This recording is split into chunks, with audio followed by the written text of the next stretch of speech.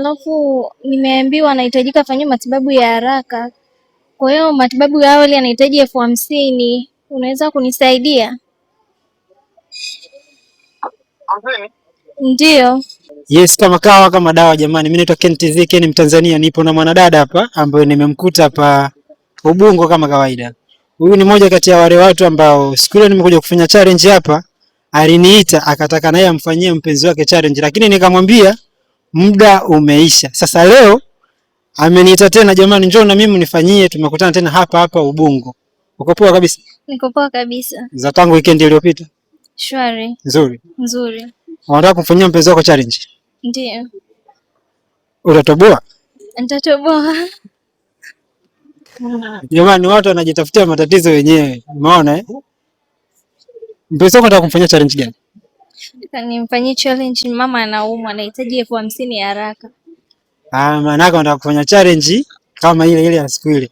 Jamani, siku hizi wanawake wanatupima tu kwenye hela. Umeona? Yule wa siku ile alimpigia simu akamwambia kwamba nimekamatwa na polisi, nimeambiwa nilipe 50,000 waniachie. Wewe unamfanyia challenge, unamwambia mama anaumwa. Inahitajika bei gani? 50,000. Mama yako yuko wapi? Yupo mkoani. Mkoa gani? Singida. Singida. Mimi nilijua tu, yani nilivyokuona hivi nikajua kabisa hizi mali ni za Singida. Sema wanawake wa Singida kweli wanakuwa wametulia? Ndio, wametulia sana. Wewe umetulia? Nimetulia. Mpenzi wako anakupenda? Ananipenda sana. Unaamini 50,000 anatoa? Anatoa. Au tu ndo umenisumbua tuje kumdhalilisha mpenzi wako? Anatoa. Anatoa? Ndio. Asipotoa? Lazima atoe. Kwa hiyo tumpigie? Ndio.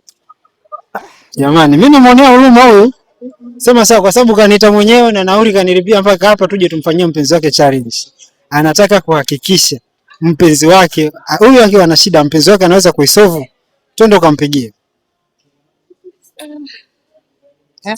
Hilo jina tu jamani.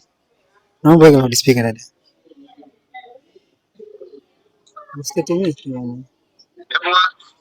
Halo.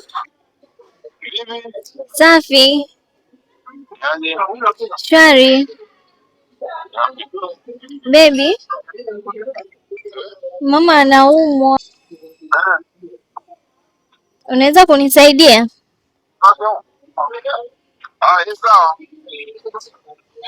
Sawa. Nitumie sasa hivi. Kwenye namba hii. Hamida Athmani.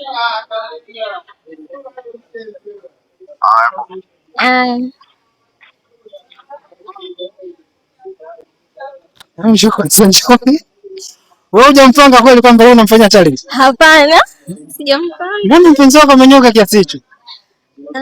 Kwa sababu mimi mpenzi wangu namsikiliza na mheshimu, sijawahi kumkosea hata siku moja. Anajua sana nampenda. Mimi nataka nikuulize swali la kizushi hapa. Ndio. 50,000 akituma unaifanyaje? Anaifanyia nini? Wewe unamrudishia? Unamwambia mpenzi wangu nilikuwa nakufanyia challenge au utaitumia? Akishanitumia hela. Na nitamwambia kama alikuwa na shida na 20,000.